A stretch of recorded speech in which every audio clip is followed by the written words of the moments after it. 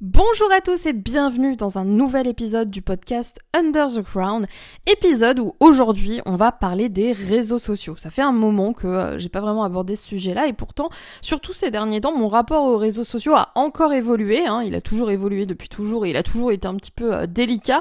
On va avoir l'occasion d'en parler ici et la question à laquelle j'avais surtout envie de répondre aujourd'hui, c'était est-ce que c'est vraiment obligatoire en 2023, à l'heure actuelle, d'utiliser les réseaux sociaux pour développer son business, pour se faire connaître, pour faire plus de ventes et pour de manière générale faire grossir son business. Est-ce que c'est vraiment toujours intéressant de le faire? Et surtout, est-ce que ça a toujours ce côté obligatoire qu'il y avait il y a encore quelques années? Je sais que ça fait depuis des années que dans l'esprit général des gens, c'est obligatoire d'être sur les réseaux sociaux si on veut se développer. Il y a quelques nuances à apporter à ça et c'est pour ça que j'avais envie de vous faire ce podcast pour vraiment aborder ce sujet un petit peu plus en profondeur avec vous et vous donner mon retour, mon avis et aussi mes nouvelles pensées par rapport à l'utilisation des réseaux sociaux dans un business. Je vais vous parler un petit peu de mon histoire, entre très grosses guillemets, rapide, avec les réseaux sociaux. À la base, moi, les réseaux sociaux, ça a jamais été quelque chose que j'ai beaucoup aimé. Alors peut-être quand j'étais plus jeune, quand j'étais au collège-lycée et que Facebook venait de sortir, là, c'était la hype et tout, et donc j'adorais les réseaux sociaux quand j'ai découvert ça au tout début. Et au fil du temps, plus j'ai grandi, plus la vie a avancé et les réseaux sociaux aussi ont évolué, et moins je me suis reconnue dans ce qu'il y avait à faire dessus, en fait.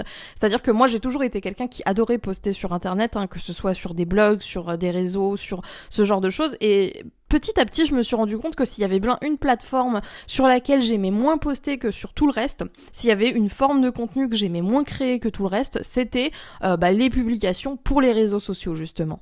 Et même si on vient un petit peu plus loin à ça, si on vient un petit peu en arrière, avant même d'avoir un business, les réseaux sociaux à la base c'était pas quelque chose que j'utilisais énormément dans ma vie quotidienne. J'avais genre 60 amis sur Facebook à tout péter, je postais quasiment jamais rien, j'ai jamais été quelqu'un qui adorait partager toute sa vie en détail sur les réseaux sociaux, et forcément quand j'ai lancé mon business, j'ai eu un regard qui était déjà un petit peu nouveau sur les réseaux sociaux de manière générale, puisque là il y avait plus le côté partager pour partager qu'on peut avoir quand justement on n'a pas une entreprise, on n'a rien à vendre, on poste juste pour le plaisir, donc c'est un rapport complètement différent que d'avoir un business qu'on essaye de faire connaître par ce biais-là, d'avoir un but en tête autre que de partager. Forcément, quand j'ai lancé mon business, je voulais vraiment mettre toutes les chances de mon côté et utiliser tous les moyens possibles que j'avais à ma disposition pour me lancer, parce que à l'époque, j'avais pas d'argent, j'avais rien pour me lancer, je venais à peine de quitter mon travail, donc j'avais aussi une urgence de générer rapidement de l'argent pour pouvoir justement rester entrepreneur. Donc il y avait un petit peu toute cette pression-là qui faisait que automatiquement, je me suis même pas posé la question de est-ce que je vais sur les réseaux sociaux ou pas, parce que c'était une obligation en fait. Et ça me paraissait complètement naturel. Et du coup, dès que je me suis lancée, je me suis aussi lancée sur les réseaux sociaux, donc j'ai eu l'occasion de tester tous les réseaux sociaux vu que je me suis créé un compte absolument partout, et petit à petit je me suis rendu compte qu'il y avait des réseaux sociaux sur lesquels j'avais plus de visibilité que d'autres. À l'époque c'était surtout sur Facebook et Instagram. Aujourd'hui, les choses ont peut-être évolué. Là, ça fait quelques années que c'est passé, donc à prendre avec des pincettes cette partie-là. Là, je vous raconte vraiment mon histoire et ce que j'ai utilisé comme réseau. Et du coup, donc quand j'ai lancé mon business, tout de suite, je me suis lancée sur Instagram, sur Facebook, etc. Et l'avantage qu'on a sur les réseaux sociaux de manière générale, et encore plus, je trouve, sur Instagram et Facebook, c'est que c'est des bonnes plateformes finalement pour développer son réseau. Et c'est ce qui m'a permis justement de faire pas mal de rencontres, de rencontrer beaucoup de personnes dans ce milieu-là, et justement de construire rapidement un univers entrepreneurial avec des connaissances dans le milieu, des amis dans le milieu, des proches qui parlaient de ça, et du coup ça m'a mise aussi dans le bon mood. Le seul problème qui se pose, c'est que moi et la sociabilité, c'est tout un débat, n'est-ce pas? Genre, ça fait depuis toujours, j'ai l'impression que j'ai toujours été quelqu'un de super introverti, d'un petit peu réservé.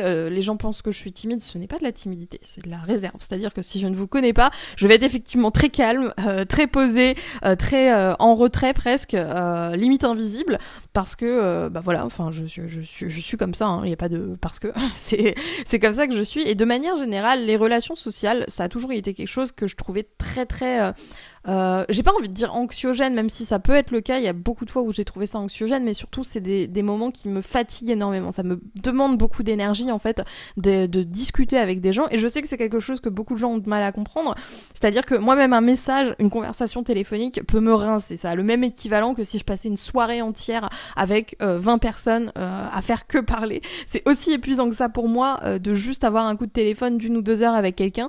Donc vraiment, les réseaux sociaux me permettaient justement de comprendre ça, de mieux réaliser ça, de réaliser que mon rapport à la sociabilité a toujours été un petit peu compliqué. Et forcément, quand vous êtes quelqu'un qui est aussi sensible que moi à l'agitation extérieure, l'agitation des autres, j'ai envie de dire, le fait d'échanger avec les autres, de discuter, etc., et de pas être dans son propre monde, si on peut dire ça comme ça, forcément, les réseaux sociaux, c'était quelque chose qui, tout de suite, était pas forcément très confortable pour moi. J'ai eu de la chance, parce que mon compte Instagram s'est très très vite développé, j'ai rapidement eu plusieurs milliers d'abonnés. Pareil, sur Facebook, j'avais beaucoup de visibilité, donc mes articles étaient... ça redirigeait beaucoup de monde vers mes articles, donc j'ai eu de la chance dans le sens où les réseaux sociaux, j'ai pas eu à poncer ça, si vous voulez, pour avoir de la visibilité. Ça a été assez rapide, et c'est l'avantage d'ailleurs des réseaux sociaux. C'est ce qui me fait penser d'ailleurs que, quand on revient à la question initiale de ce podcast, est-ce que les réseaux sociaux sont indispensables? Il y a quand même beaucoup d'avantages que les réseaux sociaux amènent, et on peut pas le nier. Mais dans mon cas, j'ai eu de la chance parce que j'ai pas eu à tryhard le truc, si vous voulez, et c'est quand même plutôt cool ça. Et c'est vrai qu'en plus, en écrivant le script de ce podcast, je réfléchissais un petit peu à tous les projets que j'avais lancés, les business qui ont ou non fonctionné, et tous ceux en fait qui m'ont permis d'avoir le plus de visibilité le plus vite. Ça a souvent été parce que soit j'étais sur les réseaux sociaux, soit j'étais la première à arriver dans une niche, donc forcément j'avais tellement peu de concurrents qu'on ne voyait que moi, et je pense que c'est quand même important à noter. Le truc, c'est que vu que j'avais quand même conscience de ça, du potentiel que ça a les réseaux sociaux, j'ai jamais vraiment voulu m'en priver, mais d'un autre côté, j'ai eu à trouver un équilibre avec ma vision du business, ma vision de ce que j'ai envie de faire dans mon business. Et je me suis assez vite rendu compte que c'était pas une plateforme, enfin des plateformes en tout cas sur lesquelles je m'épanouissais. Poster sur Instagram, aller sur Instagram, aller sur Facebook, etc. C'était des choses que les 3/4 du temps je me forçais à faire. Si j'avais le malheur d'avoir une offre qui fonctionnait bien ou quelque chose comme ça, et que y avait plein de gens qui m'envoyaient des messages tout de suite, ça m'épuisait, ça me montait mon niveau d'anxiété, etc. Et pourtant les gens disaient rien de mal, et c'était des trucs bienveillants, et en plus c'était dans une dynamique où ça m'apportait quand même quelque chose. Je voyais bien que ça avait de l'impact et que c'était des questions qui derrière allaient pouvoir me permettre de générer des ventes. Mais du coup ça me faisait me mettre une pression comme ça sur mon business, et je me suis dit c'est pas possible.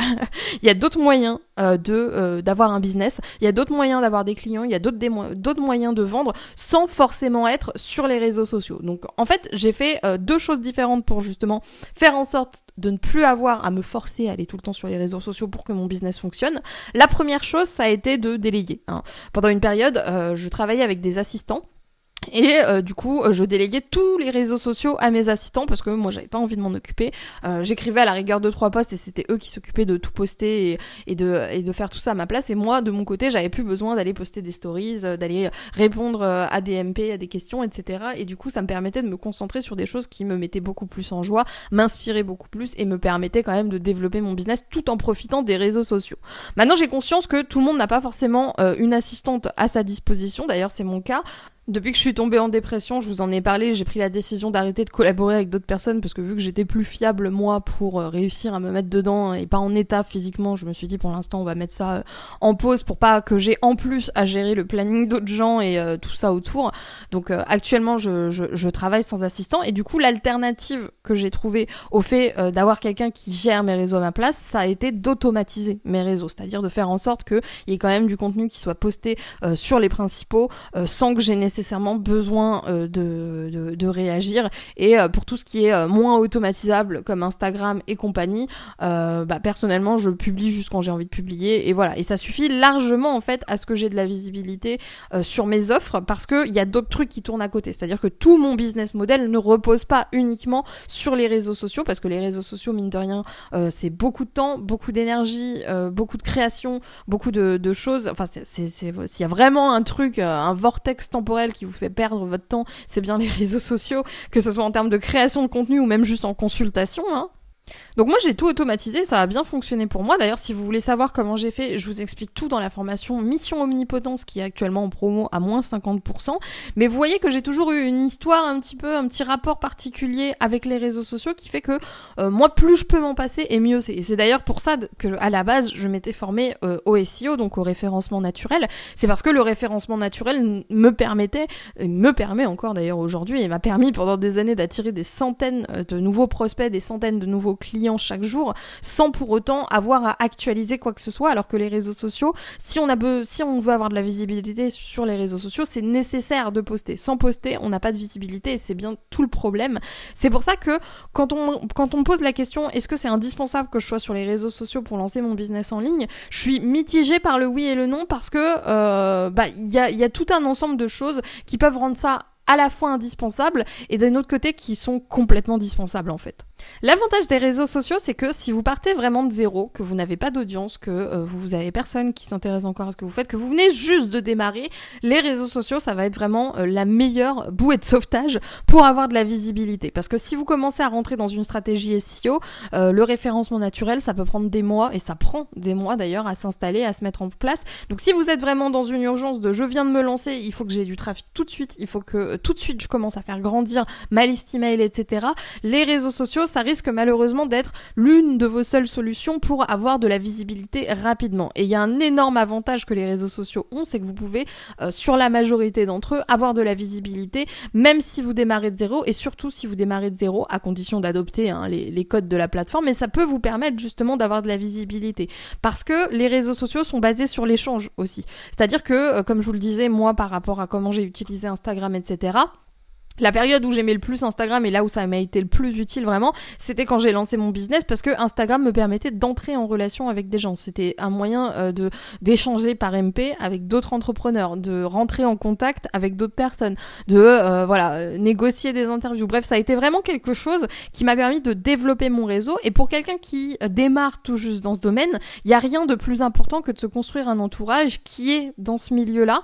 Et quand je dis un entourage, je peux parler de relations peut-être j'ai pas envie de dire superficielles parce que c'est un peu insultant, mais vous voyez, des relations de travail qui sont cordiales et sans plus, à des relations amicales, parce que ça m'a permis à la fois de nouer des relations amicales et à la fois de nouer des relations de travail. En tout cas, ça m'a permis de commencer à me faire connaître dans cette sphère-là, en plus de me permettre d'avoir une plateforme sur laquelle avoir de la visibilité, montrer mon travail et du coup démarcher de nouveaux clients quelque part. Si vraiment je devais récapituler ça en 2 mots, ça devrait être trafic rapide. Les réseaux sociaux, ça vous permet vraiment d'avoir du trafic rapide. Ça veut pas dire que c'est forcément du trafic de mauvaise qualité, Pour moi, la nuance, c'est que c'est vraiment du trafic que j'appelle du trafic fast-food, c'est-à-dire que ça va vite, ok, c'est super, mais c'est pas du trafic sur le long terme. En fait, le temps que vous investissez à poster sur Instagram, à moins que votre objectif à terme ce soit vraiment d'avoir des centaines de milliers d'abonnés et ça demande du travail et du temps, ça va pas vous rapporter sur le long terme dans le sens où ce que vous avez posté aujourd'hui, ce sera plus visible d'ici quelques années.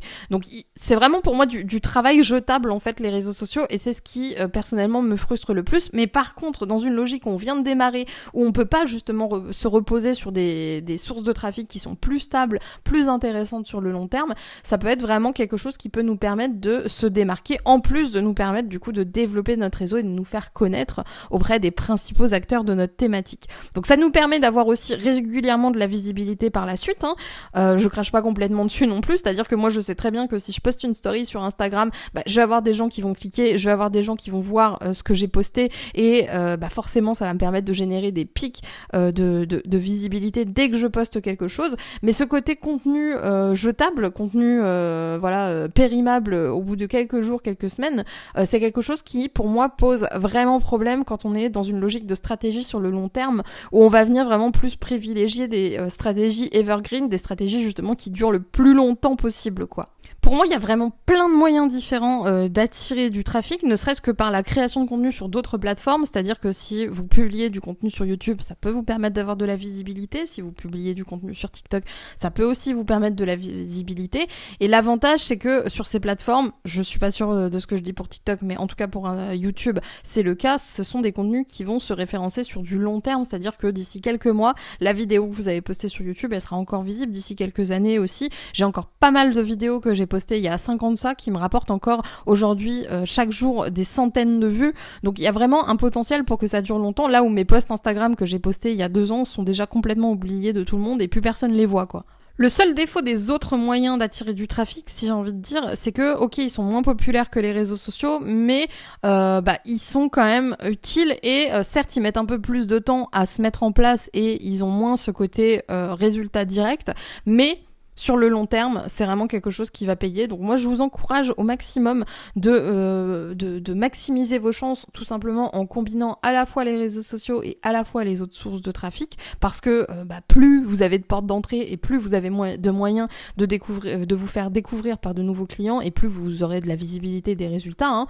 Mais si jamais les réseaux sociaux, c'est quelque chose qui, comme moi, vous génère de l'anxiété, c'est quelque chose où vous prenez pas forcément de plaisir à être et vous n'avez pas forcément envie de trop vous investir dedans, vous avez la possibilité d'automatiser vos publications dessus, c'est-à-dire de republier des choses qui ont été créées pour d'autres plateformes dessus, d'utiliser des outils pour que à chaque fois que vous publiez un article, à chaque fois que vous publiez une vidéo, à chaque fois que vous publiez un podcast, bref, à chaque fois qu'il y a une nouveauté quelque part, ce soit repartagé sur vos réseaux sociaux.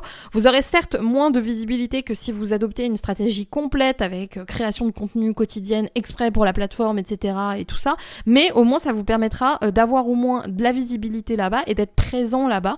Donc si jamais vous ne savez pas comment vous y prendre pour au moins mettre en place une stratégie minimum viable sur les réseaux sociaux pour avoir un minimum de visibilité là-dessus sans passer votre temps à l'automatiser, je vous ai créé un plan de formation une fois pour toutes pour justement automatiser tous vos réseaux sociaux en moins d'une journée. C'est ce que je vous explique dans la formation Mission Omnipotence qui est en promo jusqu'à la fin de la semaine et qui se trouve dans la barre de description si jamais ça vous intéresse. N'hésitez pas à aller voir ça avant que la promo se termine. Je vous disais un petit peu plus tôt dans le podcast que mon rapport aux réseaux sociaux était en train de changer ces derniers temps parce que je vous disais un petit peu plus tôt que mon rapport aux réseaux sociaux avait changé, et là du coup je vais rentrer un petit peu plus dans la partie personnelle et philosophie personnelle autour de ça. C'est que actuellement mon rapport aux réseaux sociaux il a changé parce que mon rapport à la sociabilité aussi il a beaucoup évolué. Comme je vous disais, j'ai toujours été pas mal anxieuse sociale par rapport à tout ça et j'ai pas de honte à en parler. Hein. Si jamais un jour on se croise et que vous me trouvez awkward, maintenant vous savez pourquoi. Et du coup j'ai toujours été un petit peu comme ça, et là je me rends compte que plus ça va et plus ces derniers temps, ça ne me fatigue plus autant. En fait, ça m'aspire plus autant d'énergie que ça d'échanger avec les gens. J'arrive à le faire beaucoup plus régulièrement. J'ai quand même toujours besoin d'avoir ma bulle à moi pour pouvoir me ressourcer, etc. Mais je trouve un meilleur équilibre dans ces choses-là. Et je pense que les réseaux sociaux, c'est vraiment lié à ça dans le sens où ça me demande moins d'énergie qu'auparavant d'être sur les réseaux sociaux. Il y en a même certains que je me retrouve à apprécier, consulter et où j'ai pas l'impression que c'est quelque chose qui me met dans un état de malaise ou quoi. Et du coup, je suis un petit peu en train de repenser un petit peu mon rapport à ça. Alors, je suis pas sûre, je pense pas même que je vais me remettre à poster régulièrement sur les réseaux sociaux de sitôt, mais c'est quelque chose qui commence un petit peu à planter le bout de son nez comme idée dans mon cerveau, notamment surtout tout ce qui est, comme je vous disais, réseaux sociaux liés sur l'échange. C'est-à-dire que j'ai jamais été fan du côté m'as-tu vu des réseaux sociaux. Ce qui m'a le plus plu et la période où j'ai le plus aimé être sur les réseaux sociaux, c'était la période où ça me permettait de rencontrer des gens intéressants, des gens avec qui discuter, des gens avec qui il y avait un échange et où j'étais pas dans une logique de publier du contenu pour les réseaux sociaux, parce que je pense que c'est vraiment ça le moins appréciable en tout cas. Et je me pose pas mal la question depuis quelques temps de éventuellement relancer un serveur Discord. Pour ceux d'entre vous qui n'étaient pas au courant, il y a quelques années de ça, j'avais lancé un serveur sur une plateforme qui s'appelle Discord, qui est une plateforme de discussion gratuite que tout le monde connaît, et sur cette plateforme là en fait ça permettait justement à tous les entrepreneurs de s'inscrire et on pouvait échanger. On a fait aussi des sessions de mastermind. Ça permettait en fait d'avoir plus une forme de communauté que une plateforme de création de contenu supplémentaire, et du coup qui dit création de contenu dit une forme de travail de créativité qui est pas monopolisé pour faire autre chose comme créer des produits, etc. Donc je me pose pas mal la question ces derniers temps de éventuellement peut-être recréer un serveur Discord. Ça vient aussi du fait que je l'utilise beaucoup pour mes besoins personnels, pour échanger avec mes proches, etc. Et que je me rends compte que c'est une plateforme qui est assez utile pour être en lien et qui est quand même assez fun à utiliser. Donc dites-moi dans les commentaires si ça vous parle, si ça vous intéresserait éventuellement que je réouvre un nouveau serveur Discord. Je suis dans l'hésitation par rapport à ça pour plein de raisons et je pense que vous devez comprendre une partie après avoir écouté ce podcast, mais je me dis que ça pourrait aussi être pas mal justement de pouvoir échanger un petit peu plus en direct avec vous, sachant que justement je suis pas énormément sur les réseaux sociaux, donc avoir un échange plus direct que les emails en plus des emails, ça pourrait peut-être être intéressant. J'attends votre retour là-dessus dans les commentaires. Dites-moi aussi quel est votre rapport à vous avec les réseaux sociaux. Est-ce que vous aimez bien ça? Est-ce que vous vous sentez à l'aise dessus? Est-ce que ça fait partie de votre stratégie? Ou est-ce que c'est quelque chose, comme moi, vous n'êtes pas trop fan? Je suis intéressée à l'idée de savoir si ça existe vraiment, les gens qui aiment les réseaux sociaux sincèrement et qui se sentent pas obligés de poster dessus. Donc si vous faites partie de cette élite, n'hésitez pas à vous manifester dans les commentaires, et même si c'est pas le cas, n'hésitez pas à le dire pour que je sache que je ne suis pas le seul à avoir un rapport particulier aux réseaux sociaux. Moi, en tout cas, j'espère que ce petit podcast vous aura plu. N'hésitez pas à aller jeter un coup d'œil à la formation Mission Omnipotent si vous voulez connaître ma stratégie d'automatisation sur les réseaux sociaux. Encore une fois, elle est en promo jusqu'à la fin de la semaine, donc ce serait dommage de ne pas en profiter. Moi, du coup, je vais vous laisser là. Je vous souhaite une super bonne journée et je vous dis à plus pour un nouveau podcast sur la chaîne de Wonder Wild Queen.